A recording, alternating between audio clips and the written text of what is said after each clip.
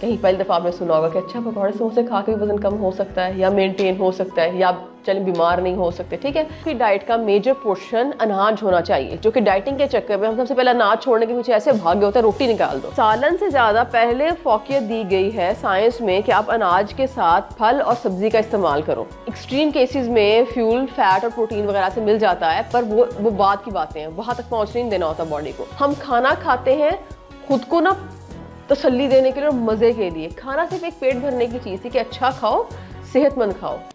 बात सारी ये होती है कि जब भी हम फूड बैलेंस करने की बात करते हैं ना, वो सारी कहानी आपको इसी एक स्लाइड में समझ आ जाएगी, ठीक है। 5 मिनट्स की स्लाइड है, इसको आप समझ लेंगे ना, आपको वैसे ही अपनी डाइट हेल्थी मैंने कैसे बनानी है बात आपको बहुत इजीली समझ आ जाएगी। हम हमेशा समटाइम्स ना हेल्थी डाइट के पीछे हम मील स्किप कर रहे होते हैं, हम कोई फूड ग्रुप निकाल रहे होते हैं, बड़ा एक कॉमन है। लो कार्ब डाइट पे आ गए, हाई प्रोटीन डाइट पे आ गए, फैट तो बेचारों को ऐसे छोड़ते हैं ना हम जैसे पता नहीं उन्होंने क्या कर देना बॉडी के अंदर।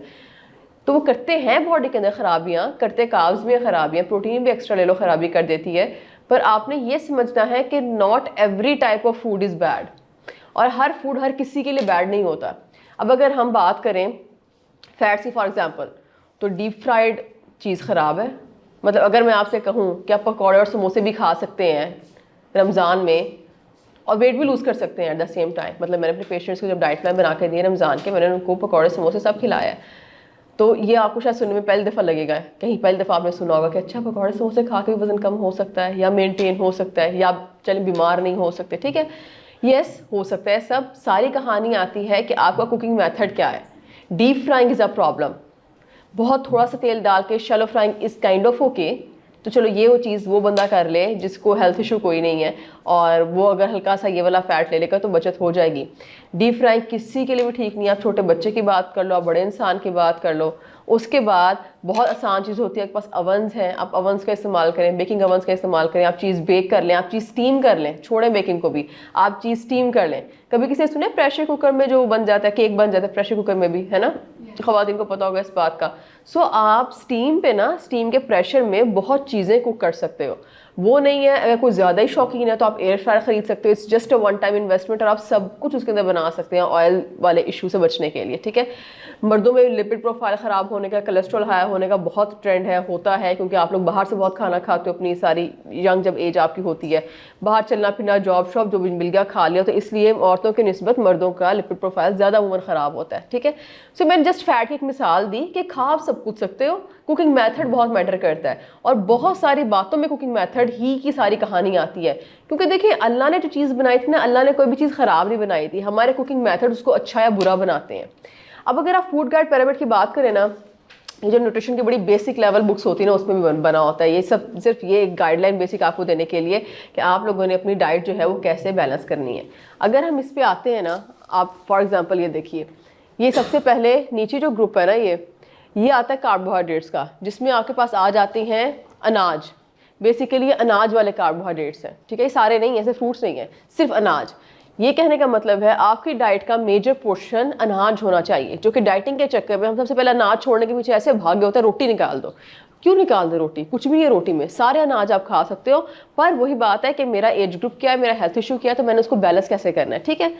नेक्स्ट में तो साइंस ये कहती है कि अगर आपकी डाइट का पार्ट बहुत ज़्यादा अनाज होना चाहिए, उसके बाद सेकंड अनाज के बाद आपने किस पार्ट पे शिफ्ट करना है? सालन पे नहीं, आपने फ्रूट्स और वेजिटेबल्स पे पहले फोकस करना है, ठीक है। क्योंकि अगर आप रोटी खा रहे हो उसके साथ सालन तो कितना यूज़ होता है? इतना ही यूज़ होता है ना, क्योंकि सालन चम्मच से खाना, बहुत ज़्यादा खा लेना, वो भी एक अच्छी प्रैक्टिस नहीं है। तो सालन से ज़्यादा पहले फोकियत दी गई है साइंस में कि आप अनाज के साथ फल और सब्ज़ी का इस्तेमाल करो, ठीक है। फल और सब्ज़ी से ऊपर आपने जाना है, मीट वाला ग्रुप आता है। अब मीट वाला ग्रुप बहुत ज़्यादा इंपॉर्टेंस का ना हामिल है, बहुत ज़्यादा अहमियत का हामिल है, जिसको हम बहुत ज़्यादा इग्नोर कर देते हैं। कौन ऐसा इंसान है जो याद रखता है कि मुझे क्या मैंने आज प्रोटीन खाई कि नहीं खाई? कोई और कुछ और कोई इंसान एक के अलावा?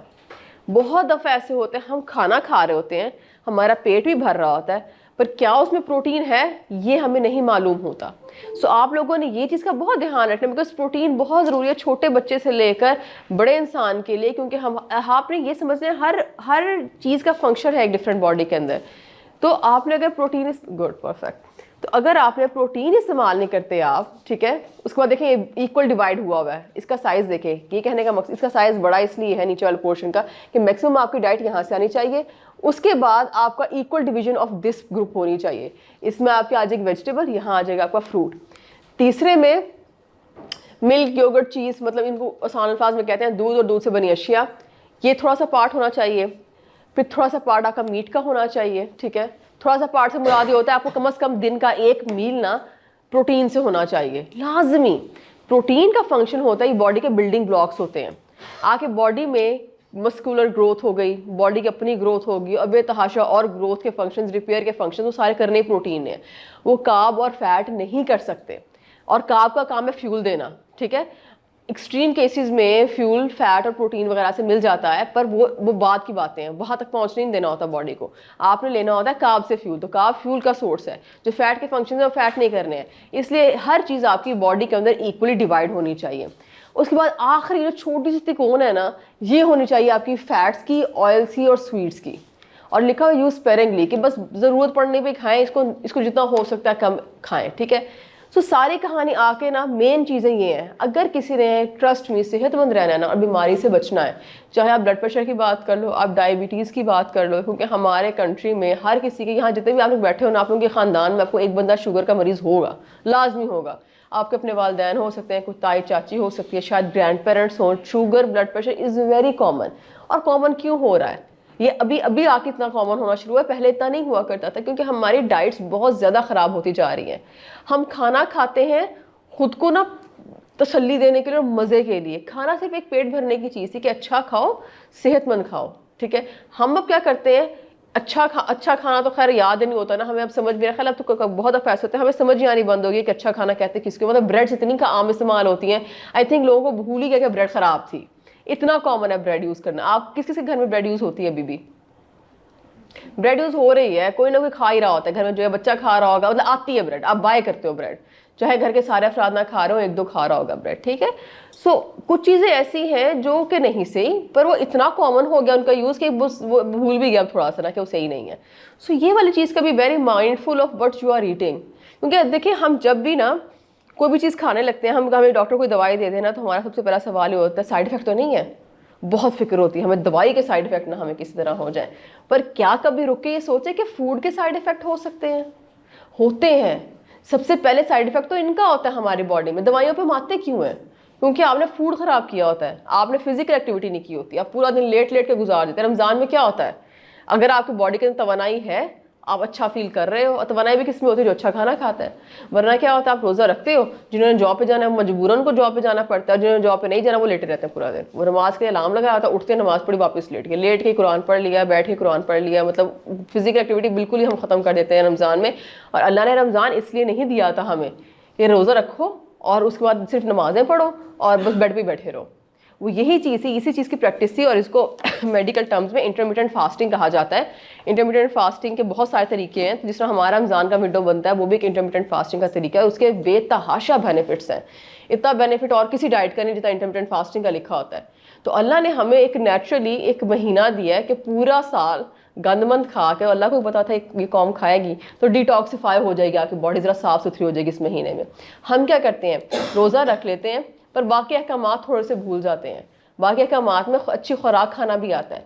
तो जहाँ बॉडी ने इतना अच्छा डिटॉक्सिफाई होना था, वहाँ पे हम क्या कर रहे होते हैं कि हम सहरी अमूमन लोगों की सही होती है, ठीक होती है, अच्छी होती है, क्योंकि उस वक्त आगा कोई ख़राब चीज़ खाने का दिल भी नहीं कर रहा होता, तब दिल करता है बस रोटी सालन नहीं आ जाए, इससे पेट भरना है। जितनी बाकी कसर है सारी अफ्तारी में निकल जाती है। सब लोग भूल जाते हैं कि मुझे तो शुगर है, मुझे तो ब्लड प्रेशर का मसला है, मुझे तो यूरिक एसिड का मसला है। और बाय द टाइम पहला अशरा गुजरता है तो इतना नंबर ऑफ पीपल इंक्रीज हो जाता है ना ओपीडीज में, जो कहता है कि मैदे के मसाले तो डाइट प्लान दे दें, मेरा यूरिक एसिड ट्रिगर हो गया डाइट प्लान दे दें, शुगर कंट्रोल नहीं हो रही डाइट प्लान दे दें। सेकंड अशरे में एक अलग सी मसरूफियत हो जाती है मेरी।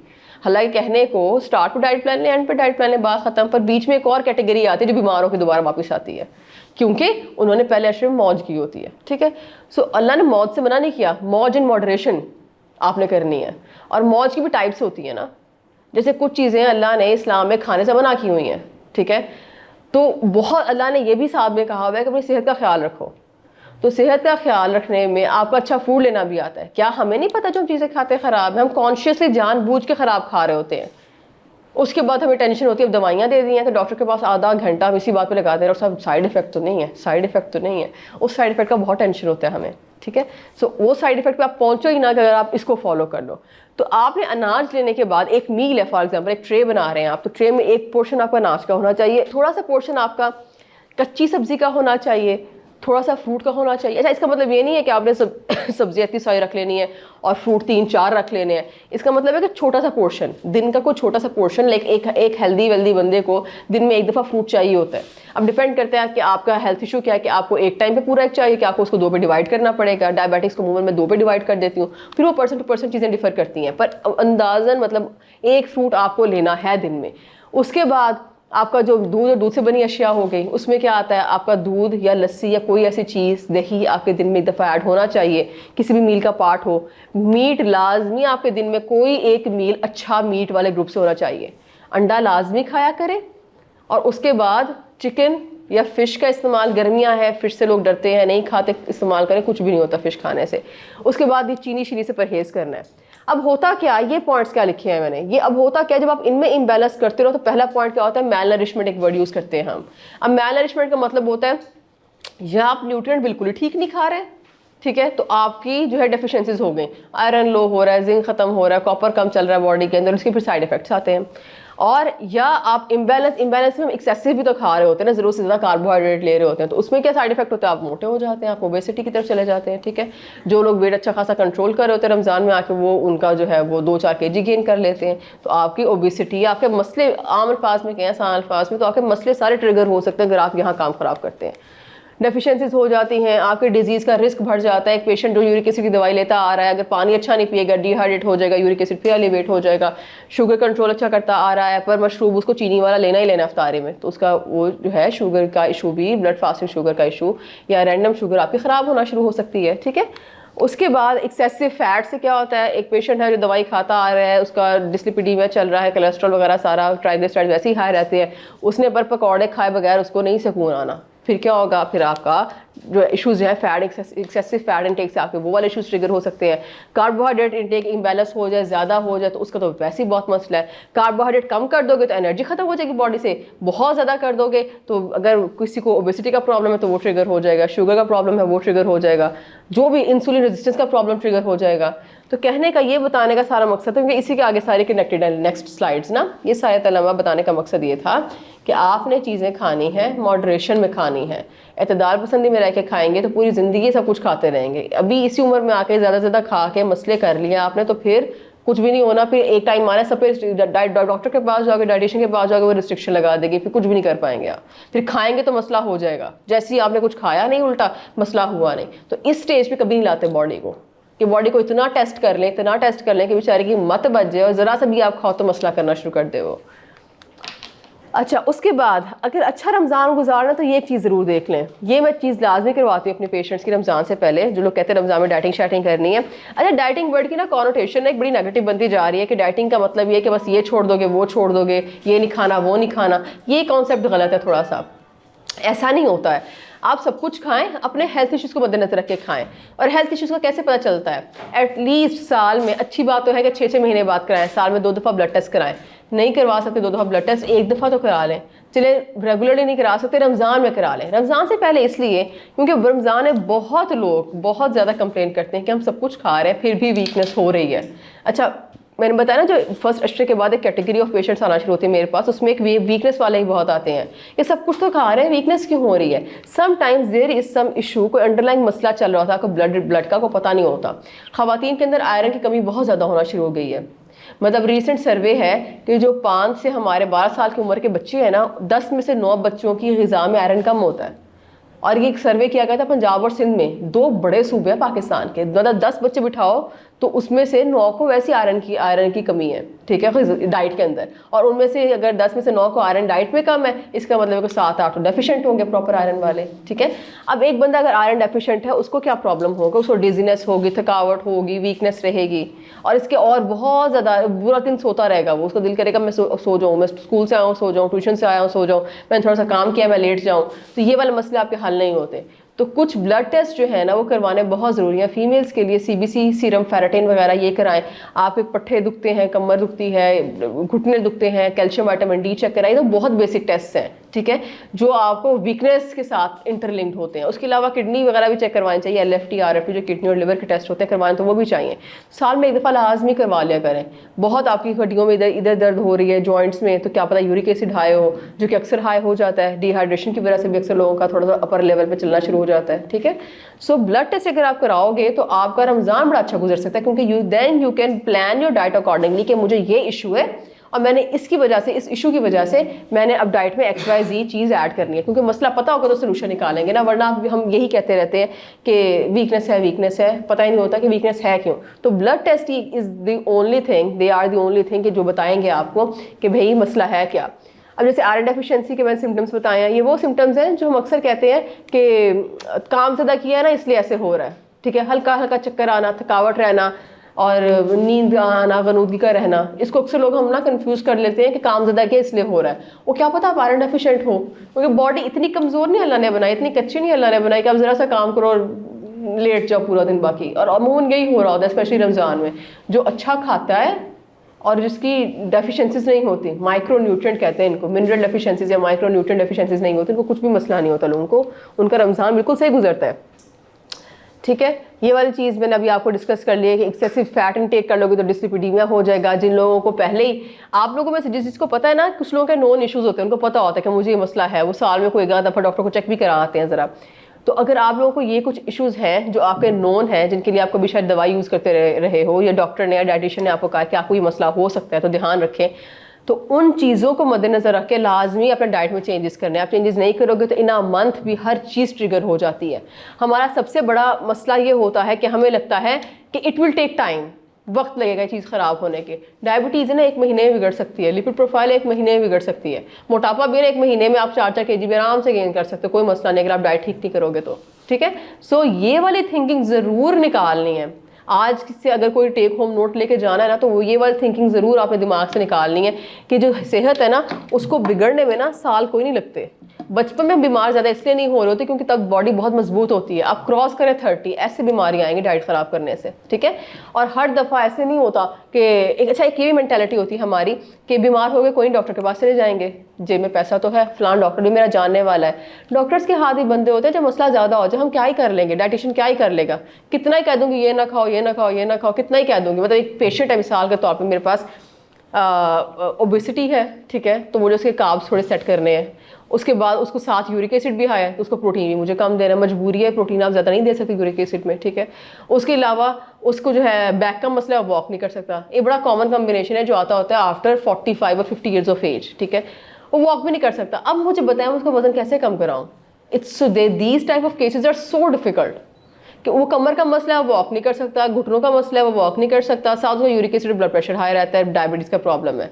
ये कॉम्बिनेशन इज़ वेरी कॉमन। अब वो चाहता है, वो तरले करता है मरीज़ मुझे, पर मैं क्या करूँ। अब आप वॉक ही नहीं कर सकते, डाइट में कितनी कम कर दूँगी। मतलब मेरा हर डाइटिशियन का तरीका होता है, मैं ज़रूरत से ज़्यादा डाइट कम करना पसंद नहीं करती। फिर मैं यही काउंसलिंग कर रही होती हूँ कि इतनी डाइट पर जितना गिर गया तो बस चल सो चल, अब क्या कर सकते हैं, अब तो टाइम निकल गया ना हाथ से। ये वाली थिंकिंग ख़त्म करने के, जब दिल किया तो मैं उठ के चला जाऊँगा, चीज़ ठीक हो जाएगी। बॉडी जो है ना उसको आप बार बार ठीक नहीं कर सकते। अब उसमें बहुत छोटी सी मिसाल है, ये रोस्ट्रम ही लें, ये अब एक कारीगर ने बनाया एक फ्रेश अपनी कंडीशन में, जिस अल्लाह ने हमारी एक फ्रेश साफ़ सुथरी बॉडी बनाई होती है, पर इसको हम एहतियात नहीं करते और बार बार इस पर कोई चीज़ बच जाती है, किसी गलत जगह रखा है कि कोई गुजरता गुजरता इसके इस कोने को हाथ मार जाता है, कोई चीज़ लग जाती है, 1 खराश आई, 2 खराश आई, 3 खराश आई, आप कारीगर के पास लेके गए, वो इसको दोबारा से बिल्कुल नया तो नहीं कर सकता, कुछ पेवनकारी टाइप कर देगा कुछ, ठीक है। आपने फिर ध्यान नहीं रखा, आपने फिर लाके उसी जगह रख दिया कि हाँ फिर कोई बज रहा है, फिर कोई बज रहा है, फिर कोई बज रहा है, फिर लेके 3 साल बाद भाई ये ख़राब हो गया, इसको फिर ठीक कर दो। तो क्या आपको लगता है कि इसकी कंडीशन बैक टू ज़ीरो हो पाएगी? चीज़ों की कंडीशन है कभी बैक टू ज़ीरो नहीं होती, एक दफ़ा ख़राब हो जाए तो पेवन ही होता है, रिपेयर ही होती है। तो ये नहीं हम कर सकते कि अभी ब्लड प्रेशर हाई हो गया तो ठीक है, ध्यान आ गया और मेरा शायद लिपिड प्रोफाइल ख़राब है, अच्छा इसको ठीक करते हैं, ब्लड टेस्ट करा ख़राब निकली, थोड़ी सी डाइट की वो ठीक आ गया, रिलैक्स हो गया, वापस बैक टू नॉर्मल, वही पुरानी वाली आदत पे। फिर क्या होगा, फिर हाई हो जाएगी, फिर हाई हो जाएगी, एक दिन आएगा दवाइयों से भी नीचे नहीं जानी है, किसी चीज़ से नीचे नहीं जानी। बॉडी को उतना स्ट्रेच नहीं करो कि यहाँ तक पहुँच जाए वो, ठीक है। नहीं, ब्लड टेस्ट ना हर किसी के लिए मुख्तलिफ होते हैं, ब्लड टेस्ट बहुत सारे होते हैं, ठीक है। हाँ देखें, चंद नोट कर लें, ठीक है। एक बोर्ड है, हाँ yes we have a board. एक हम वो कहते हैं तकरीबन बेसलाइन टेस्ट, ठीक है।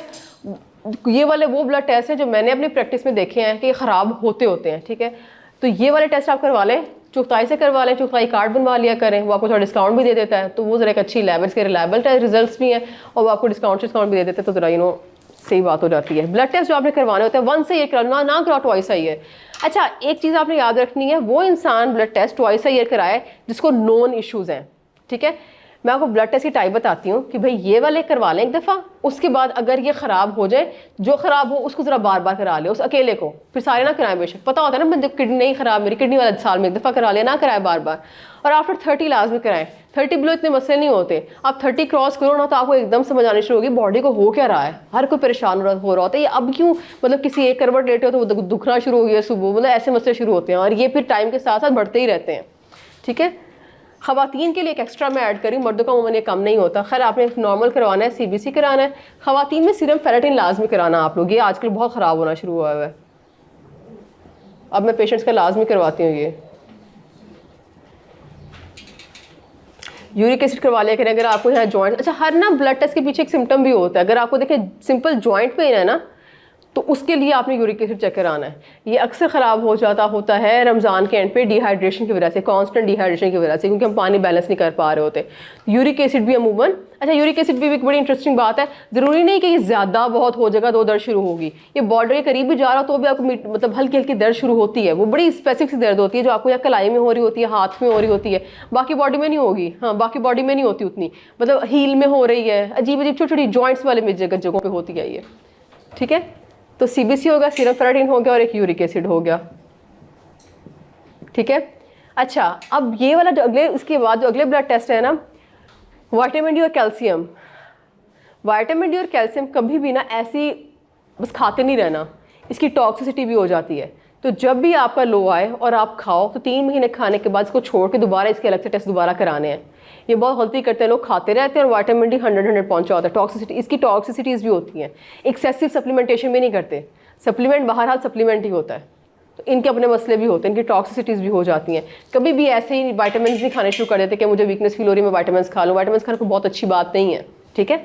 उसके बाद आप करा लें, अच्छा विटामिन डी करा लें, ठीक है, इसके साथ ही कैल्शियम करा लें।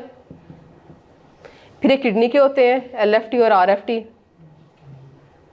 ठीक है, ये किडनी लिवर के होते हैं। अब एक बंदा है जो मोटापे वाला, जिनको मसला होता है, उनका LFT ख़राब होता है, ठीक है, अक्सर ख़राब हो सकता है। अमूमन मर्दों में होता है या प्रेगनेंसी के बाद ख़वातीन जब वेट नहीं से कम कर रही होती हैं तब उनका, अगर आपका एब्डोमिनल फैट ज़्यादा है ना, कुछ लोगों की ना पूरी बॉडी चौड़ी होती है, जिन लोगों का एब्डोमिनल फैट ज़्यादा है ना, तो उन लोगों को मसला हो सकता है LFTs का। RFT अमूमन इतने प्रॉब्लम नहीं करते पर करवा लेने चाहिए, ठीक है। अब मिसाल के तौर पे ये फास्टिंग लिपिड प्रोफाइल,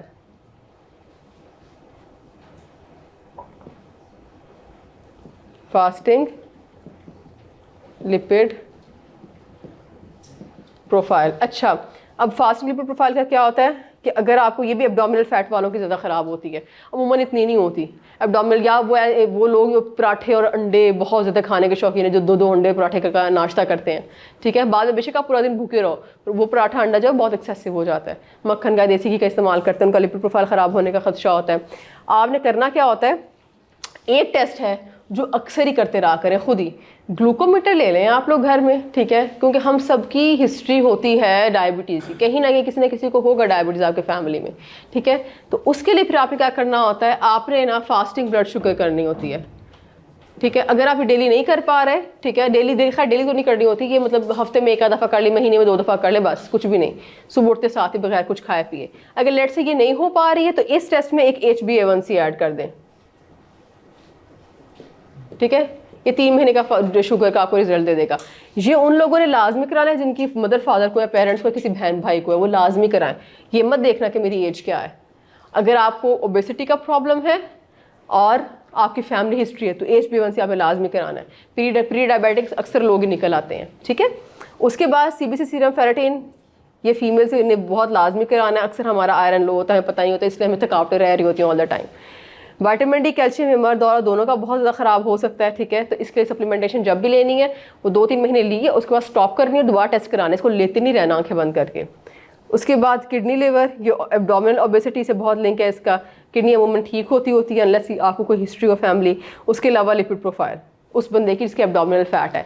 ज़्यादातर मसले आपको एब्डोमिनल फैट की वजह से आएंगे, वरना नहीं इतना मसला होता था। जिसका पेट मोटा है ना उसका इशू है सारा, क्योंकि ये जो सारा हिस्सा ना बीमारी यहीं पर ही है। जितना आपका पेट का मसला है उतना आपका हेल्थ इशू है, ठीक है।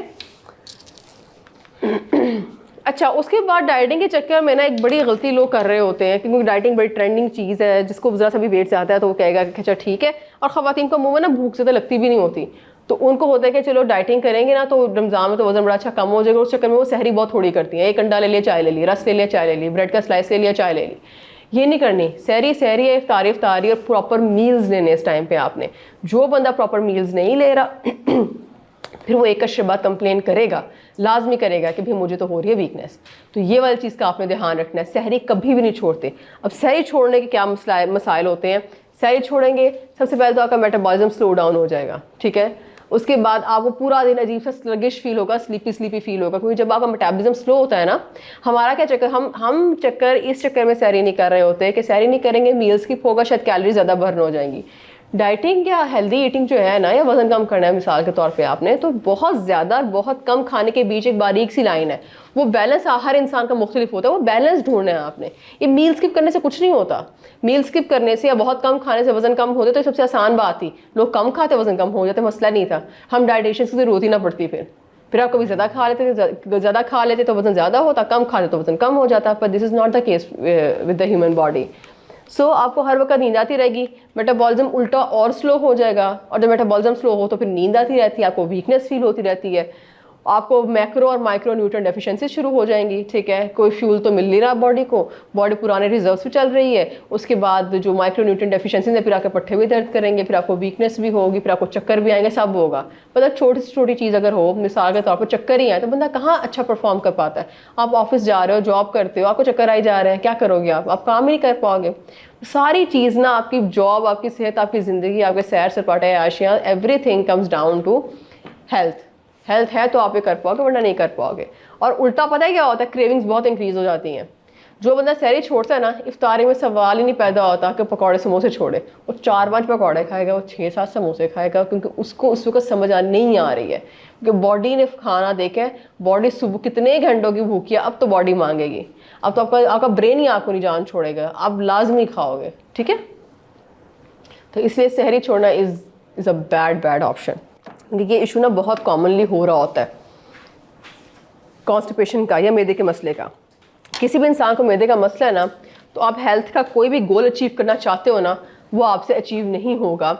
उसका मसला ये है कि सारी चीज़ जो आप खाते हो, कुछ भी खाते हो, पहले कहाँ जाती है वो? सबसे पहले स्टमक में जाती है। जब स्टमक ही सही नहीं है तो आगे ब्लड में कहाँ तक पहुँचे, कैसे पहुँचेगी, ठीक है। पहला मसला यहाँ पे हो जाता है। इसलिए आपको अपना स्टमक सही करना इज़ वेरी वेरी इंपॉर्टेंट। एक बहुत छोटी सी चीज़ है और बहुत बड़ी मिस्टेक है, कमोड के इस्तेमाल के साथ साथ कॉन्स्टिपेशन के केसेस बहुत ज़्यादा होते जा रहे हैं। अब होता क्या है, हमें चाहिए होती है स्क्वाटिंग पोजीशन, बिल्कुल ऐसे वाली, ठीक है, जो हमारी अमूमन एशियन टॉयलेट में जो पोजीशन होती है कि आपके घुटने आपके सीने से जुड़े होते हैं थोड़े से, ठीक है। अगर आप कमोड पे बैठते हो इस पोजीशन में, ये पोजीशन ठीक नहीं है। हमने कमोड तो कॉपी कर लिया, हमने पोजीशन कॉपी करना भूल गए कि एक्चुअली पोजीशन क्या चाहिए होती है। ये नॉलेज हमने ली नहीं, इसलिए कॉन्स्टिपेशन के केसेस बहुत बढ़ते आ रहे हैं। छोटे छोटे बच्चों को होती है, हालांकि तुक्की नहीं बनते बच्चों को कॉन्स्टिपेशन होने की। बेसिकली आसान अल्फाज में कहूँ तो जो मसल होते हैं ना, यहाँ पे चोक हो जाता है, ठीक है, और इस पोजीशन में रिलैक्स होता है, तो आप आसानी से स्टूल पास कर सकते हो। पहला मसला ये है, क्योंकि आप डाइट में फाइबर ऐड करो, जो कॉन्स्टिपेशन में कहा जाता है फाइबर ऐड करो, पानी अच्छा पियो, ये करो वो करो, पर उससे पहले अगर ये नहीं ना हो रहा तो फिर ये भी फ़ायदा नहीं देगा।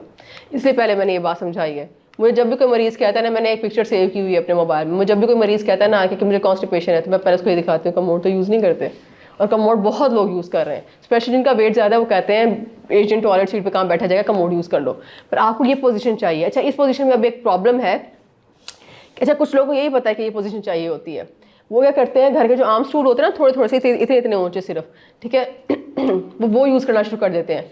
फिर भी पोजीशन ये नहीं बन पाती। ये जो स्टूल होता है काफ़ी ऊंचा होता है। कमोड में भी आपका स्टूल इतना ऊंचा होना चाहिए कि आपके घुटने आपके सीने के करीब आ जाए। ये 30 to 35 डिग्री एंगल जब तक नहीं बनेगा, स्टूल पास नहीं होगा, मसल्स रिलैक्स नहीं होंगे। ये बहुत छोटा सा पर बड़ा ही इंपॉर्टेंट पॉइंट है, ठीक है। हमारे घर में बड़े बुजुर्ग होते हैं जिनको मजबूरन कमोड यूज़ करना पड़ रहा होता है, कमर के मसाइल होते हैं, उनको भी बड़ा स्टूल आके दें, कस्टमाइज बनवा लें, किसी कारपेंटर से जाकर बनवा लें, ठीक है, एक हाइट का चेक करें कितना मेरा टांग ऊपर करो तो इतनी हाइट बनती है, उसको नापें और उतने साइज़ का बनवा लें, ठीक है। उसके अलावा कुछ लोगों का ये मसला भी नहीं होता क्योंकि वो एजेंट टॉयलेट सीट वगैरह इस्तेमाल कर रहे होते हैं, पर फिर भी रमज़ान में कॉन्स्टिपेशन बहुत इंक्रीज़ होती है। Since we are talking about Ramzan ना, तो रमज़ान में कॉन्स्टिपेशन इंक्रीज़ होना is a very common issue. अब उसका मसला क्या होता है, एक तो ये कि चूँकि ये वीकनेस होना ना रमज़ान में बड़ा ही कॉमन है, कोई बहुत ऐसी चीज़ नहीं कि मतलब 2-4 को हो रही है, अमूमन हर तीसरे को वीकनेस होती है और हम बहुत लेट के वक्त गुजारते हैं। तो आपको ना try to be little physically active, चलता फिरता बंदा होना चाहिए, तो उसको स्टूल पास होने का प्रॉब्लम नहीं होता। फिर डाइट में फाइबर अच्छा ऐड करें, खालिस गंदम वाले आटे की आपने रोटी खानी है। जिस बंदे की खालिस गंदम वाले आटे की रोटी नहीं है उस इंसान को तो स्टूल अच्छा पास हो ही नहीं सकता, उसे गट माइक्रोब्स ही ख़राब हो जाते हैं।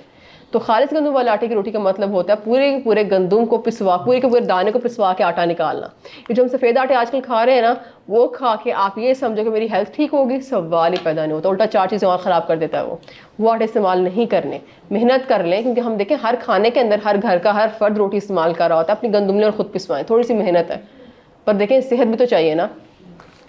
रोटी का मसला होता है, रोटी के अलावा आप सीड्स कुछ इस्तेमाल कर सकते हो, चिया सीड्स वगैरह इस्तेमाल आप कर सकते हैं डाइट के अंदर, होल ग्रेन्स इस्तेमाल करें।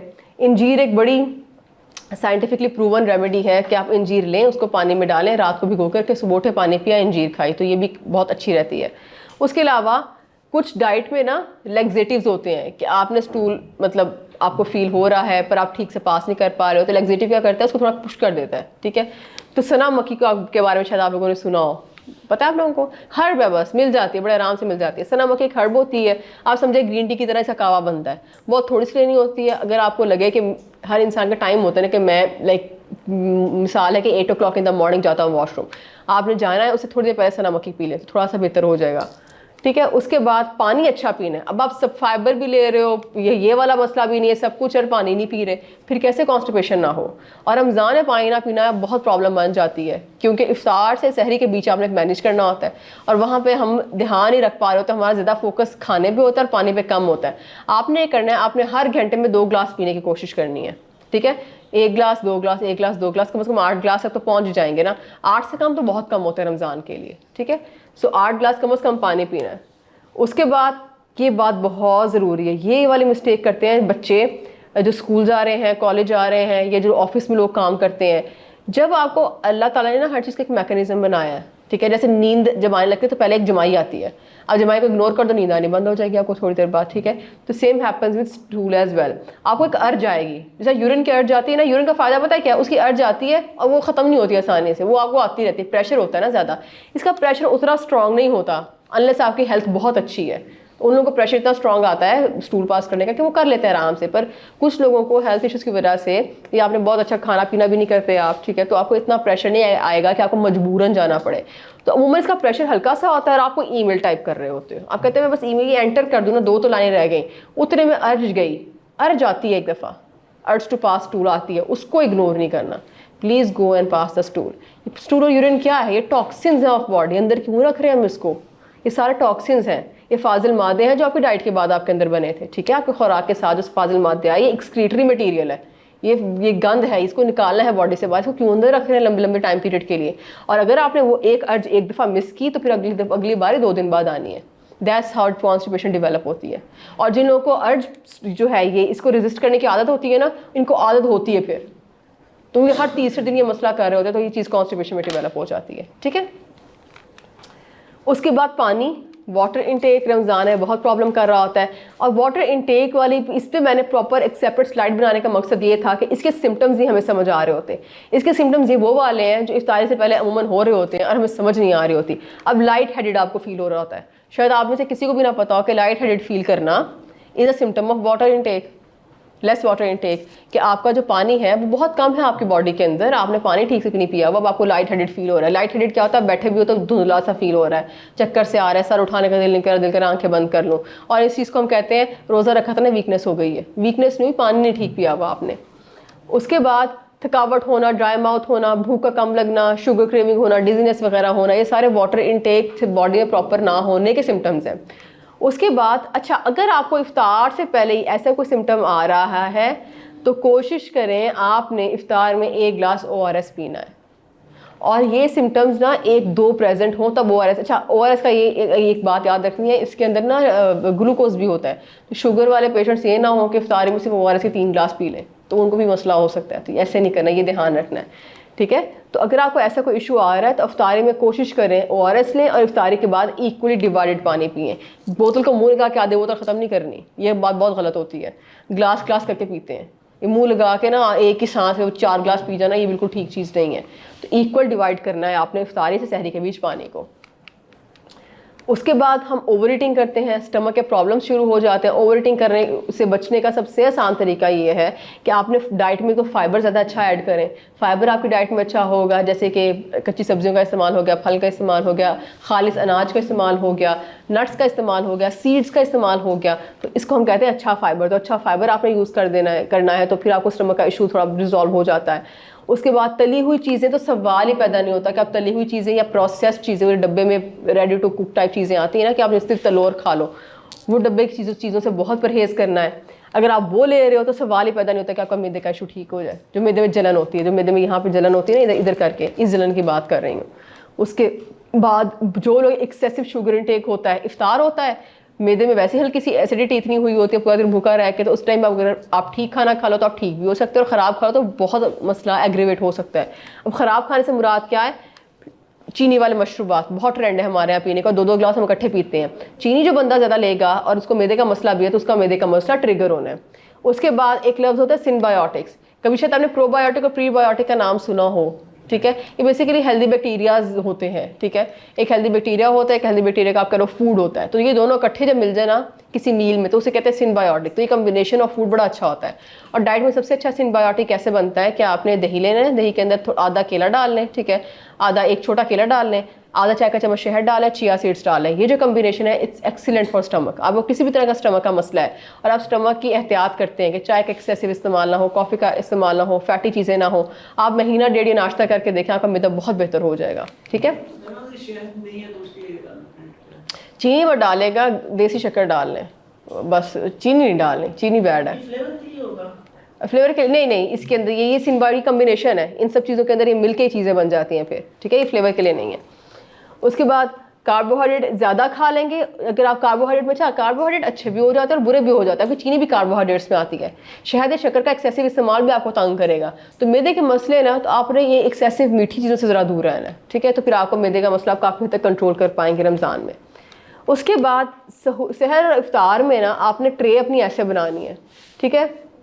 अच्छा, ये लिखा हुआ था मैं, डोंट बी अफ्रेड ऑफ चपाती, रोटी नहीं छोड़नी। ये डर के मारे कि मेरा वेट ज़्यादा हो जाएगा, रोटी नहीं छोड़नी है आपने, ठीक है। ड्राई फ्रूट्स का इस्तेमाल करना है, आप समर में कर सकते हैं, गर्मी में कर सकते हैं, कुछ भी नहीं होता, कोई गर्म तासीर नहीं होती इसकी, ठीक है। उसके बाद अंडे का इस्तेमाल लाजमी करना है, दिन में 1 अंडा ले लें, जर्दी समेत ले लें। अब अगर आपको ब्लड प्रेशर का ज़्यादा ही मसला है तो फिर वो देखा जा सकता है कि अंडा कितना इस्तेमाल करना है, पर अंडा अमूमन कुछ भी नहीं कहता अगर आप बाकी डाइट अच्छी ले रहे हो तो। उसके बाद फिजिकल एक्टिविटी, वर्कआउट के बारे में बड़ा मिसकंसेप्शन है कि रमज़ान में नहीं करते क्योंकि आप इतना लंबा भूखा होते हो। कोई ऐसी बात नहीं है, आप रमज़ान में भी वर्कआउट कर सकते हैं अफ्तारी के 2 घंटे बाद। रॉ वेजिटेबल यानी कच्ची सब्जियों को अपनी डाइट का पार्ट लाजमी बनाएं। दही ज़रूर इस्तेमाल करें, इसके अंदर प्रीबायोटिक्स होते हैं, हेल्दी बैक्टीरियाज होते हैं। शुगरी ड्रिंक्स आपने अवॉइड करनी है। जो हम इफ्तारी के बाद सारा जोर ही हमारा शुगरी ड्रिंक्स पे और फैटी चीज़ों पे होता है। ये दोनों कम्बिनेशन आपका मैदा कभी ठीक नहीं होने देंगे, आपका रोज़ा ख़राब कर देंगे, और इनमें एनर्जी भी कुछ नहीं होती।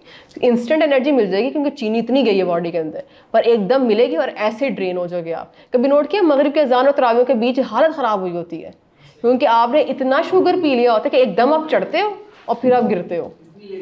बहुत लेजीनेस होती है, ठीक है। और वो उसी इंसान को होगी जिसने पानी ठीक नहीं पिया, जिसका सारा जोर शुगर ड्रिंक्स में था। प्रोटीन खाओ, सारे नट्स खाओ, बैलेंस करो, जिस तरह से मैंने सारे फूड ग्रुप्स वाली बात पहले बताई थी। फूड गाइड पिरामिड इसको कहते हैं, इसको गूगल कर लीजिएगा। ये छोटा सा पिरामिड आपको समझ आ जाएगी कि मैंने नट्स कितने डालने हैं, कितना पोर्शन नट्स का कहा हुआ है, मुझे कितना पोर्शन किस चीज़ का कहा हुआ है। जितनी ट्रेन न्यूट्रिशनली डेंस होगी उतना आप वीकनेस से बच जाएंगे। उसके बाद ये थोड़ा सा पैटर्न मैंने इसलिए बताया है, सहरी में ग्रेन से शुरू करना है, कोई अनाज लेना है, अंडा ले लें, कोशिश करें सालन इस्तेमाल ना करें क्योंकि सालन के अंदर उतनी तवानाई नहीं होती। अंडा ले लें, शामी कबाब टाइप चीज़ ले लें, मटन मीट से थोड़ा सा परहेज़ करें, डेली चीज़ लेने वाली चीज़ नहीं होती, ये वज़न का मसला कर सकती है। नट्स लें, दही ले लें, चिया सीड्स डाल लें दही के अंदर, वो खा लें, लस्सी पी लें। इफ्तार में खजूर खाई, फ्रूट खाया और कोई नॉन शुगरी चीनी के बगैर वाली, मीठे के बगैर वाली ड्रिंक ली, और इतना खाने के बाद नमाज की ब्रेक लेनी है। फिर इतने में ना जब तक आप नमाज पढ़ के फारिग हो गए तो ये चीज़ें बॉडी को एनर्जी देना शुरू कर देती हैं। तो जब एनर्जी देना शुरू करती है उसके बाद फ़ायदा क्या होता है कि आपका स्नैक्स में थोड़ा हाथ हौला रहता है फिर, वरना आपका सारा जोर स्नैक्स पे जाएगा कि मैं पकौड़े खा लूँ, समोसे खा लूँ, क्योंकि उस टाइम पे फिर आपका रोटी खाने का इतना दिल नहीं कर रहा होता। जिसको जो चीज़ पसंद है ना, मतलब क्रेविंग्स जिसको कहते हैं, जिसको जो चीज़ पसंद है उसका हाथ उस चीज़ की तरफ उठेगा। ठीक है, तो अब जब यही चीज़ें खा के आप ब्रेक लोगे थोड़ा सा नमाज का, उससे फ़ायदा क्या होता है, ये एनर्जी देना शुरू करती है। उतने में यहाँ पे आपको ज़रा रिलैक्सेशन हो जाती है बॉडी को। ठीक है, अच्छा जी, एयर फ्रायर है तो बहुत अच्छी बात है, नहीं तो स्टीम हर चीज़ करके बन सकती है। ठीक है, स्टीम करके हर चीज़ बन सकती है। क्योंकि देखिए, अगर कागजी समोसे, कागजी उसकी बात करें, रोल की बात करें, तो बेचारे के इतना प्रॉब्लम नहीं है, उसके अंदर चीज़ें भी अच्छी डली होती हैं। और उसको सिर्फ अगर आप एयर फ्राई कर दें या स्टीम पे बना रहे हैं, बेक कर रहे हैं, तो सारा मसला ख़त्म हो गया। तेल नहीं लग रहा ना, डीप फ्राइंग का प्रॉब्लम है, उसके अंदर तेल उसने जस्ट कर जाना है, उसका प्रॉब्लम है। बेचारा रोल समोसे का मसला नहीं है। ठीक है, दही भल्ले खा सकते हैं, चना चाट खा सकते हैं, या इस तरह के कोई भी हेल्थी स्नैक्स आपके घर में बनते हैं, कद्दू का रायता वगैरह वगैरह, ये चीज़ें आप यूज़ कर सकते हैं। उसके बाद रोटी का लाजमी इस्तेमाल करें। रोटी के साथ प्रोटीन आपकी लाजमी होनी चाहिए, क्योंकि जस्ट 2 मील्स है, तो थोड़ा सा रोटी के साथ प्रोटीन यहाँ भी डालने की कोशिश करें, थोड़ा सा रोटी के साथ प्रोटीन यहाँ भी डालने की कोशिश करें। चिकन हो सकता है यहाँ पे, कभी कभार फिश का इस्तेमाल हो सकता है, यहाँ पे कबाब वगैरह हो सकते हैं, दालें हो सकती हैं यहाँ पे। ठीक है, उसके साथ सैलड, क्योंकि कच्ची सब्जी खाने का टाइम भी यही बनता है, सहरी में तो खाई नहीं जाएगी। ठीक है, इफ्तारी में खाई जाएगी, तो यही टाइम बनता है। सही है, ऐसे आपका पैटर्न होना चाहिए। ये स्लाइड मैंने इसलिए बनाई थी ताकि मैं आपको ये नमाज वाली साइंस समझा सकूँ। ठीक है, उसके बाद लास्ट स्लाइड, ये कुछ और मिस्टेक्स है जो हम कर रहे होते हैं। एकदम दबा के मैदे को खा लेना, आराम आराम से खाएंगे ना तो मैदे के लिए डाइजेशन भी आसान हो जाएगी। एकदम से पानी के अंदर ही आपके फल तैर रहे होते हैं, उसी के अंदर पकौड़े तैर रहे होते हैं, उसके अंदर रोटी भी आ जाती है, अजीब मलेदा बन जाता है, कोई सांस ही नहीं होता। इसलिए जो नमाज का ब्रेक है बहुत सांस देगा आपको, ज़रा पानी सेटल हो जाएगा, आपका फ्रूट सेटल हो जाएगा, आपको एनर्जी देना शुरू कर देगा। तो एक स्पेस आपने लाजमी देना है। उसके बाद सहरी और अफ्तारी के दोनों के बाद ना फ़ौरन से लेट जाना मैदे के मसले को ज़रूर एग्रीवेट कर सकता है। तो 15-15 मिनट ना सिंपल हल्की सी चहलकदमी करनी है। मैं वॉक की बात नहीं करी, चहलकदमी है कि उठ के बस चलना शुरू कर दें। किचन में कुछ 2 ट्रे रखा है, मर्द हज़ार भी ज़रा उठ के ट्रे रखाएंगे 2, तो फ़ायदा, वाइफ भी खुश हो जाएगी, आपका मैदा भी ज़रा खुश हो जाएगा, दो लोग खुश हो जाएंगे। ठीक है, ज़रा उठ के काम शाम कर लें। हमें क्या होता है, हमें वीकनेस फील होती है थोड़ी सी, और हम लेट जाते हैं। लेटने वाले को 15-20 मिनट बाद मैदे का दर्द शुरू हो जाएगा, इधर सीने में जलन शुरू हो जाएगी। जी, ये लोग कहते हैं कि जैसे आप डाइट नॉर्मल काम से नहीं होता इससे वजन, तो ये मुझे बहुत कॉन्ट्रडिक्शन में न्यूट्रिशन की स्टूडेंट हूं, तो मुझे इस चीज़ का बहुत मैं इसको एंड पे आंसर करती हूँ। Let me just get it done with this. ठीक है, न्यूट्रिएंट डेंस फूड होने चाहिए। जितना भी आपने फूड लेना है न्यूट्रिएंट डेंस होना चाहिए। न्यूट्रिएंट डेंस से मुराद है जितनी चीज़ें उनके ओरिजिनल हालत में खाओगे ना, ये डीप फ्राई किए बगैर, उनको तोड़े मोड़े बगैर, उतनी वो अच्छी रहती हैं। और जितनी खालिश खाओगे उतना न्यूट्रिएंट उसमें ज़्यादा होता है, क्योंकि हमारे कभी कभार कुकिंग मेथड ही न्यूट्रिएंट मार देते हैं। ठीक है, उसके बाद आखिरी है कि आपने वर्कआउट करना है, तो जो प्रॉपर वर्कआउट वाला वर्कआउट होता है, जो लोग ट्रेडमिल वगैरह कर रहे होते हैं, तो आप 2-3 घंटे बाद कर सकते हो। और ये जो लोग गलती करते हैं, जो सोते नहीं हैं, ये रात को तरावी के बाद एक अलग पार्टी स्टार्ट होती है। जितना भी पकौड़ा समोसा बना होता है वो आपके सामने आता है, सारे बहन भाई बैठते हैं, गप्पे मारते हैं, टीवी देखते हैं, और वो सारा खा लेते हैं बैठ के। ठीक है, सो वो वाली पार्टी नहीं करनी, प्लीज़ सोना टाइम से है। उस टाइम कोई बहुत भूख लग रही है तो हल्का स्नैक ले लें। अभी बड़ा अच्छा सीज़न चल रहा है, कद्दू का रायता वगैरह टाइप चीज़ बड़े एक ठंड का एहसास भी देती है। थोड़ी सी दही भले रख लिया, अगर कुछ बहुत ही मंचिंग करने का दिल कर रहा है। ये डीप फ्राइड चीज़ों की तरफ मत जाएं, उसको तो रोटी वगैरह ना खाएं क्योंकि हैवी होती है। सोगे कैसे फिर? सोना लाजमी है। जो नहीं सोएगा वो पूरा दिन थकावट में रहेगा। ठीक है, सो ये थी सारी आज की मेरी प्रेजेंटेशन।